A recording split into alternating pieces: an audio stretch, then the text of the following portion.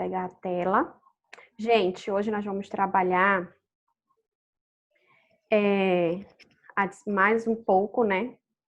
Lembra que nós estamos fazendo uma análise profunda do texto dissertativo argumentativo, tá bom? E aí nós vamos trabalhar hoje os articuladores textuais. Esse aqui, tá? Lembrando, pessoal, que esse material é aquele material em PDF que eu não consegui postar para vocês lá no AVA, porque não bate o programa, tá? Então, eu fiz alguns recortes daquelas partes que eu acho mais importante, tá bom? Então, vamos lá. A senhora fez um recorte desse slide para colocar no AVA? Não, eu fiz um recorte do PDF para montar os slides. E esses slides eu vou colocar no AVA. Sim. Tá? Eu vou colocar esse material em PowerPoint lá no AVA. E além de estar no PowerPoint lá, você tem aqui gravado. Tá bom? Esses articuladores, pessoal, não são articuladores que você não conhece. Nós já conhecemos, porque nós somos falantes da língua portuguesa, tá bom? Então, são articuladores que você conhece desde quando você aprendeu a ler. Uns com mais frequência e outros com menos frequência, tá? Só que aqui a proposta é você perceber como esses articuladores que faz parte do nosso dia a dia, como eles podem tomar outras dimensões e podem ter outras funções dentro de um texto, tá? E às vezes a gente usa por usar e não percebe a carga argumentativa que esse articulador possui, tá bom? Vamos aqui. Também chamados de operadores de discurso ou marcadores discursivos. Então, você vai encontrar os articuladores textuais sendo chamados por operadores de discurso e marcadores discursivos, tá? Essas duas expressões são sinônimas para articuladores textuais, tá bom? Os articuladores textuais são marcas responsáveis pelo encadeamento de segmentos textuais de diferentes níveis, períodos, parágrafos, sequências textuais ou partes inteiras de um texto, tá bom? Então, onde você vai utilizar esses articuladores textuais? Em períodos, em parágrafos, em sequências textuais, introdução, desenvolvimento, conclusão, e em partes inteiras do texto, tá? Segundo os estudos de Koch, esses elementos podem, segundo os estudos de Koch. Quem é Koch? Koch é uma grande pesquisadora que ela tem vários textos que falam sobre como você escrever melhor, como você criar um texto rico de argumentos que façam o teu texto tomar uma dimensão de conhecimento geral, tá?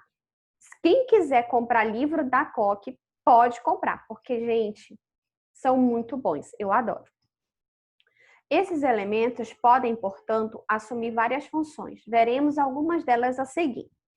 Articular dois atos de fala em que o segundo toma o primeiro como tema, com o fim de justificá-lo ou explicá-lo, contrapor-lhe ou adicionar-lhe argumentos, generalizar, especificar, concluir a parte dele, comprovar-lhe a veracidade, convocar o interlocutor à concordância. Todas essas funções são as funções dos articuladores textuais. Eles podem fazer o quê? Eles podem articular uma frase com a outra, eles podem justificar a frase anterior, eles podem explicar a frase anterior, eles podem contrapor uma frase à outra, eles podem somar argumentos, eles podem generalizar o assunto, eles podem especificar esse assunto, eles podem compartilhar o que é verídico com você e eles podem chamar o interlocutor para concordar com o seu pensamento. Tá? Então, tudo isso os articuladores textuais podem fazer. E, professora, eu não conheço nenhum desses. Conhece sim. E é bem comum e é dentro do teu uso. Vamos ver aqui o primeiro exemplo, tá? Vamos lá. Sabe quando duas pessoas estão brigando e aparece alguém no meio para apartar a confusão, pedindo para elas pararem de se agredir e tentando fazer que voltem a ser amigas? Ou quando duas pessoas que falam línguas diferentes não conseguem se entender e mais uma vez é preciso que alguém resolva a situação conversando com cada uma delas em seus próprios idiomas? Pois é, mais ou menos isso que faz um diplomata, só que não entre pessoas, mas entre países. O que a gente vai ver aqui? A expressão aqui que está em itálico, olha aqui, ó. Tá vendo o ou? Esse ou você conhece como um ou de alternância ou exclusão ou inclusão, né? Ou isso ou aquilo, como se fosse algo de escolha. Mas aqui você consegue perceber que esse ou, ele não está nesse sentido. E você pode usar esse ou com esse sentido no seu texto. Olha aqui. No exemplo, o ou é um operador de disjunção argumentativa, que tem um efeito de provocação, de convocação à concordância. O que é provocação, convocação à concordância? De que você com que você concorde com o que ele está falando, né? Que você venha a ter essa mesma reflexão que ele, tá bom? Não se trata, portanto, de um ou operador de tipo lógico, de disjunção exclusiva ou inclusiva, como aparece no poema que eu vou colocar para vocês a seguir, tá? Então, você conseguiu perceber que o ou, além daquela função que a gente já conhece como uma conjunção alternativa, aqui ele teve a função de quê? De fazer um efeito provocativo, tendo em vista que você concorde com ele sobre essa estratégia aí, né? Não tem quando você faz essa coisa, ou então quando você precisa fazer tal coisa, parará.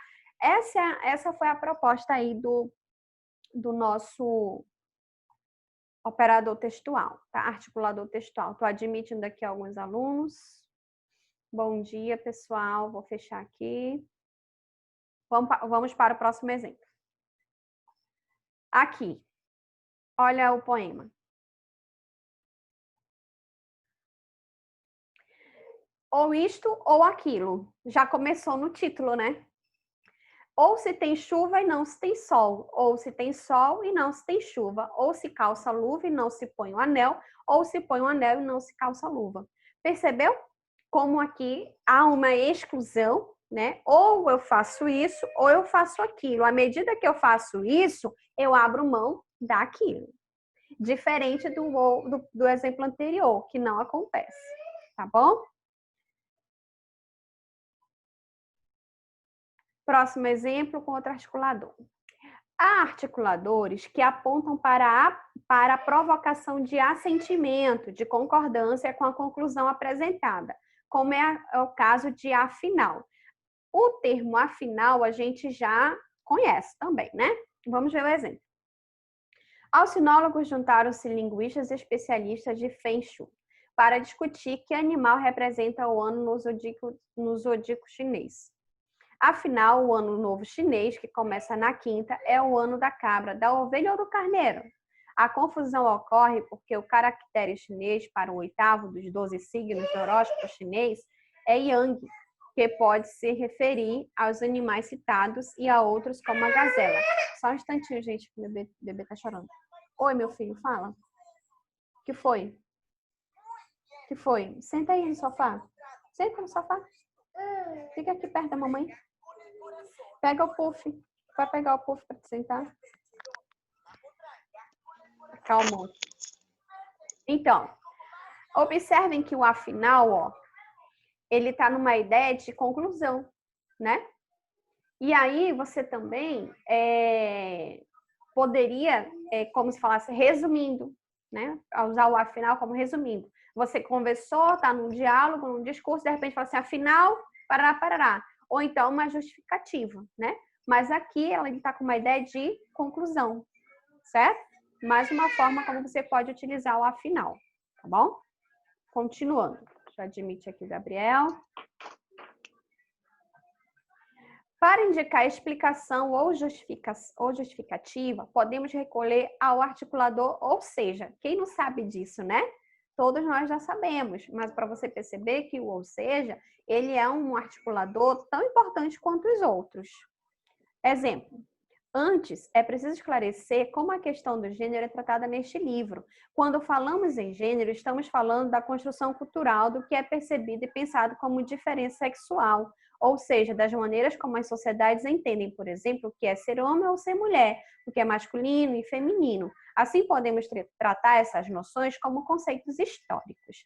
Então, observou aí o ou seja, né? Ele está dando o quê? Uma justificativa, uma explicação sobre o conceito de gênero, certo? Para sinalizar convite à aceitação da decorrência apresentada, pode ser usado o articulador daí que. Você pode, muitas vezes, utilizar o daí que quando você quer dar um convite à aceitação da decorrência. Por exemplo, você fala sobre o assunto e aí você convida aquele que está ouvindo a ser concordante contigo. Próximo exemplo com daí que. Ele também vai servir a estratégia explicativa, mas ele serve para fazer essa concordância, tá? Olha o exemplo. Quando cheguei aos Estados Unidos ano passado, meus amigos colegas da universidade estavam todos 50% mais pobres. Os seus fundos de pensões estavam investidos na bolsa e a bolsa tinha caído. Ou seja, a explicativa, né? A pensão passou a ser um fator de risco. Ora, não podemos tolerar em países onde as desigualdades sociais são tão graves, que os sistemas de pensões passem a ser mais um fator de risco para os cidadãos. Daí que continua a defender o sistema público. Então, aqui tu percebe que ele vai mostrar uma junção, um convite, tá? Ao outro, ok? Então, você pode utilizar o daí que? Pode. Próximo. Organizar o texto em uma sucessão de fragmentos complementares que orientam a sua interpretação. Aqui nós temos uma lista de termos que podem fazer a orientação, podem indicar a orientação do teu texto, tá? Vamos lá. Na lista de marcadores, como essa função, pronto, tá aqui no meu pezinho. Na lista de marcadores, com essa função, McNeil apresenta o primeiro, a mente, pode ser a mente, depois, em seguida, enfim, por um lado, por outro lado, às vezes, outras vezes, em primeiro lugar, em segundo lugar e por último. Essa sequência você já conhece, é aquela sequência que você pode utilizar em um parágrafo ou em vários parágrafos do texto, né? Esses marcadores assinalam etapas de construção do texto, introdução, desenvolvimento e conclusão, revelando o modo como o texto foi organizado estruturalmente de acordo com Rubram, que é o que ele... olha aqui o texto que ele põe como exemplo, tá?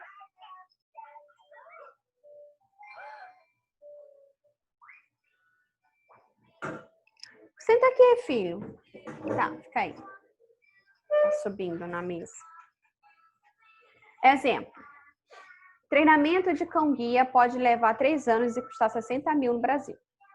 A maior parte dos cães-guia e cães de assistência em atuação no país, de acordo com as organizações mais atuantes de pessoas com deficiência, vem de escolas e adestramentos dos Estados Unidos e da Europa. Ainda são poucas as iniciativas nacionais.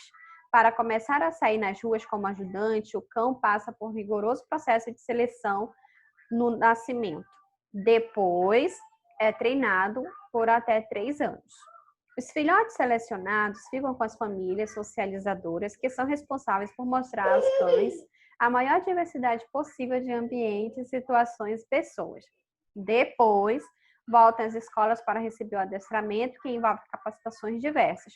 Por último, os cães passam pelo processo de aproximação com os futuros donos, que vão aprender a comandá-los.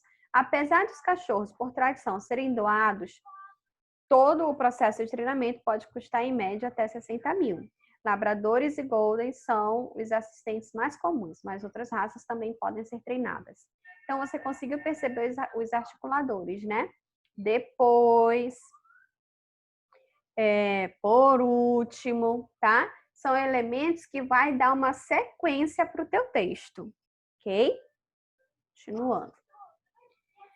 Eles vão também amarrar as porções textuais. Ele vai chamar de porções textuais os parágrafos, tá bom? O que é porção textual? São os parágrafos. Então, eles têm o poder de amarrar esses parágrafos, ok?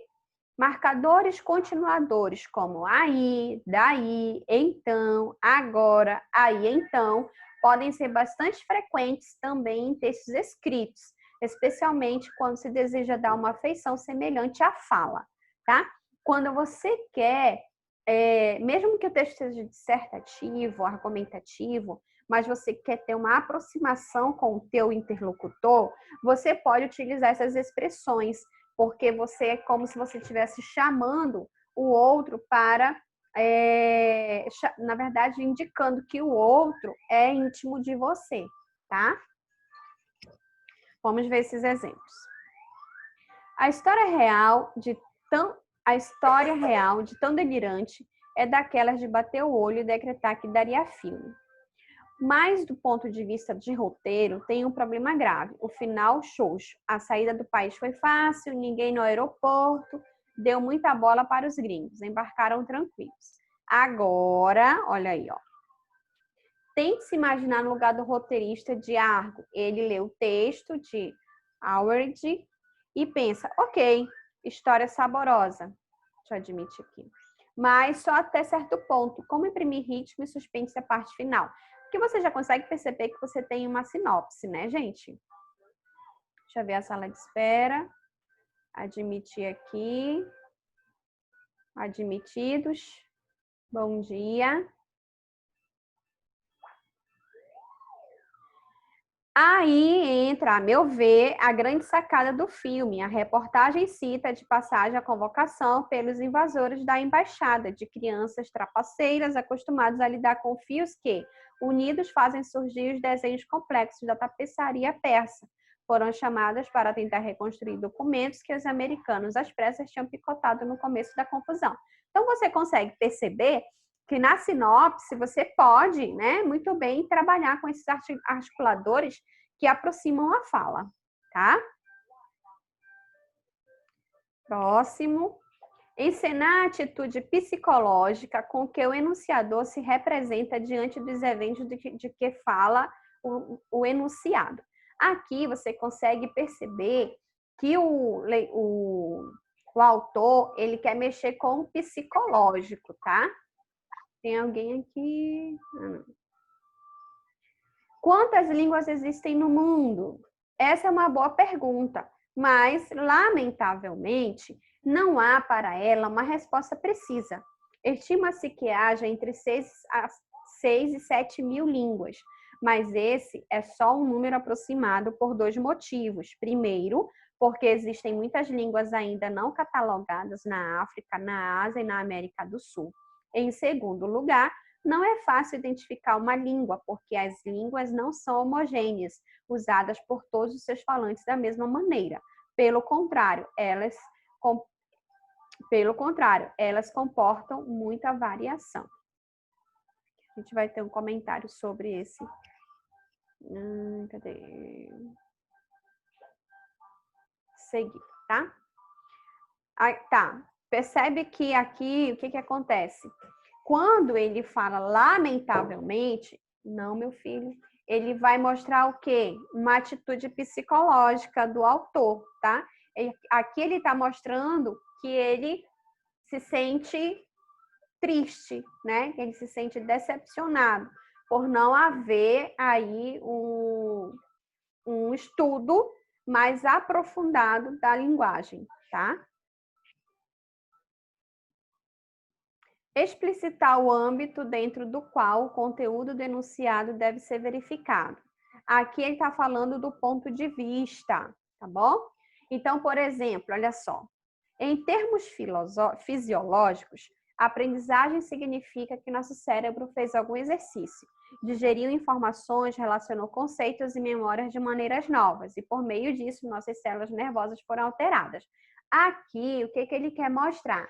Que nós podemos expor pontos de vistas a partir de algum âmbito. Aqui foi o âmbito fisiológico, né? Aqui vai ser o âmbito científico, tá bom? Do ponto de vista científico, os sonhos são um recurso adotado pelo organismo para deixar o cérebro ativo durante as horas de sono, período que alguns dos acontecimentos do dia são arquivados nas prateleiras de uma gigantesca biblioteca cerebral, que seria a memória como um todo. Gente, eu vou encerrar por aqui a nossa live, porque já são 11h12. E ela vai... Ah, não, vai até 11h35, né? Deixa eu ver aqui. Deixa eu só olhar aqui. Vou interromper o compartilhamento só um pouquinho para ver quantos minutos me restam. Tcham.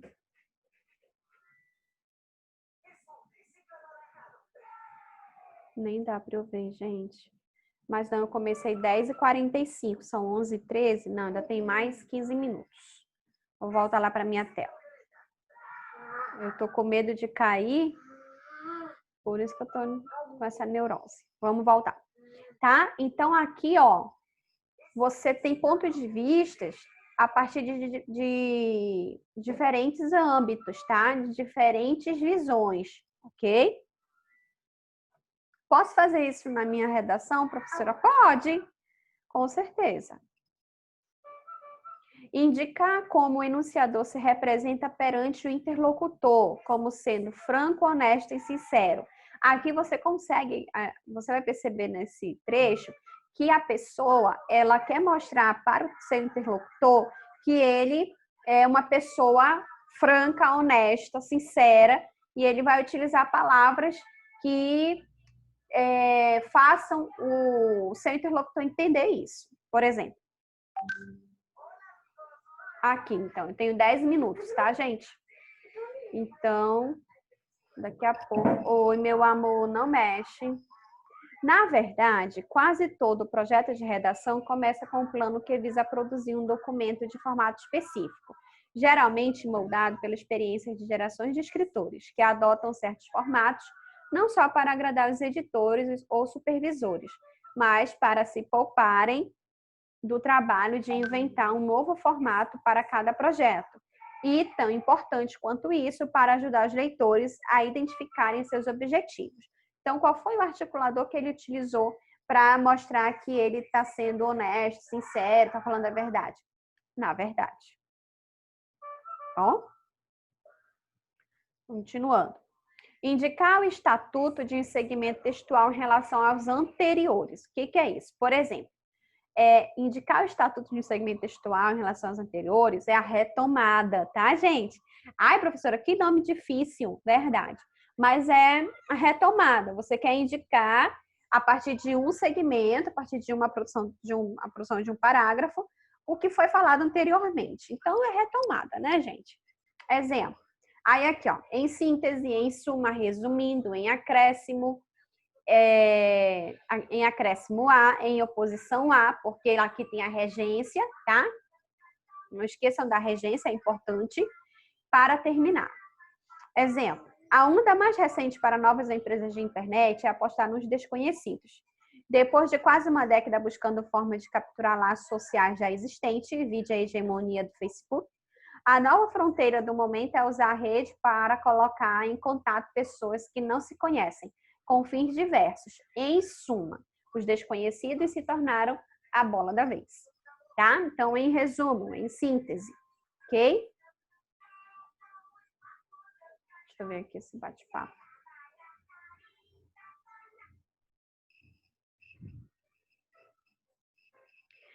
Sara, já tá vendo?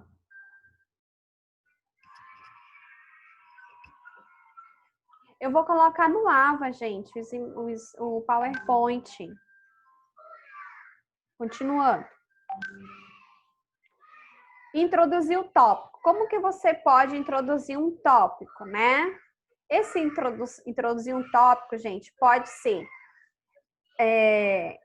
a introdução, pode ser o parágrafo de desenvolvimento, tá? Pode ser um desses dois, observe. E pode ser também a conclusão, só que aí na conclusão, tu vai utilizar esses aqui, que é na ideia de concluir mesmo, ok? Vamos lá. Essa função é frequentemente marcada por articuladores do tipo quanto a, em relação a, lembra da regência. No que diz respeito a respeito de, no que tange a, no que concerne a, com referência a, relativamente a. Gente, eu quero que vocês estejam bastante atentos a esses elementos, por quê? Porque na nossa próxima produção textual vai ser obrigatório o uso desses elementos, tá? Eu vou fazer itens obrigatórios, igual eu fiz na AP1, eu vou fazer na AP2 e eu vou colocar isso. Utilização obrigatória dos articuladores do tipo, tá bom? Conforme diz Humberto Eco, uma Europa de poliglotas não é uma Europa de pessoas que falam fluentemente numerosas línguas, mas sim, no melhor dos casos, de pessoas que podem se encontrar falando cada uma a sua própria língua e entendendo a do seu interlocutor, ainda que sem ser capaz de falar esta última fluentemente. A esse respeito, o Conselho da Europa elaborou ferramentas preciosas, entre as quais o Quadro Europeu Comum de Referências para as Línguas, que propõe uma escala de 6 níveis, reconhece como perfeitamente legítima a possibilidade de um aluno possuir níveis de competência muito diferentes nas capacidades de compreensão ou de expressão numa mesma língua. Percebeu aqui o que ele fez, né? Ele fez aqui a utilização de a esse respeito com a ideia, né, com a intenção de introduzir um tópico. Ele leu a nota, aqui a gente tem como se fosse uma notícia, né? Alguém falou, verbalizou isso, e ele vai comentar, ok? Pode ser feito isso. Pessoal, eu vou parar aqui no slide 16, que já era o nosso último mesmo, e nós vamos agora, tenho 5 minutos, eu quero conversar com vocês, tirar dúvidas, se houver, tá bom? Podem, vou interromper o compartilhamento, qualquer coisa eu volto. Então, até aqui, tá claro para vocês? Teve alguma novidade? Vai ajudar na produção? Podem falar.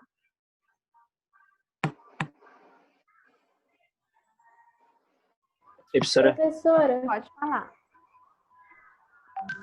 eu falo, Wesley, tu fala. Fala aí. Tá. Professora, é o seguinte, aquelas palavras lá poderiam ser como conectivos, porque em suma, em síntese, é de resumo e conclusão. Aí eu fiquei nessa dúvida. Sim, podem sim. Na verdade, essas palavras, elas são conectivos. Porém, vocês precisam saber também que essas palavras possuem outras nomenclaturas, entendeu? Então, quando você faz, eu fico feliz quando você faz essa analogia. E a ideia é você pensar que se essa nomenclatura aparecer para você em outro lugar, você vai dizer assim, são os conectivos, eu conheço isso. Entendeu? Entendi. Então, a proposta é você, além de já saber que são conectivos, é você conhecer essas novas nomenclaturas e as multifacetas que essas palavrinhas adotam, que essas palavrinhas têm. E elas têm uma carga muito ampla, maior do que a gente já sabe. Entendeu? É isso mesmo. Tá bom, obrigada. Nada. Mais alguém? Professora, é que eu lhe perguntei lá no AVA, acho que foi ontem, sobre se tem alguma estrutura específica para o texto de memória. Ou é só escrever? Tem. Eu não vi mesmo a tua colocação lá no AVA, mas tem. A memória é você resgatar algo da tua vida, da tua experiência com o tema em estudo. Entendeu? Então, tu vai... Não, sim, acho que, por exemplo, só parágrafo mesmo normal ou tem em estrutura prosa. específica, tipo tem carta? Não, você vai apostar vai ser um texto em prosa, vai ser formado em parágrafos, mas esses parágrafos devem ser ricos em verbos no pretérito, tá? E muitos adjetivos. Adjetivos reflexivos, que são aqueles adjetivos que vão levar o teu interlocutor a adentrar na tua história, a como se ele fosse viver a tua história, ou ver você vivendo aquele momento. Então, adjetivos, a utilização de muitos adjetivos, porque você vai descrever, tá? Você vai utilizar palavras também. Na verdade, a tua memória, ela vai ter que ter, ela vai ser, na maioria, né, na sua predominância, ela vai ser um texto descritivo. Entendeu? Então, resumindo, memória, texto descritivo, parágrafos em prosa, a utilização exacerbada de pretérito perfeito e colocação de adjetivos. Tá, obrigado. Nada. Quero ver o teu texto, manda para mim, que aí eu te ajudo. Beleza. Tá, vamos ganhar esse concurso aí.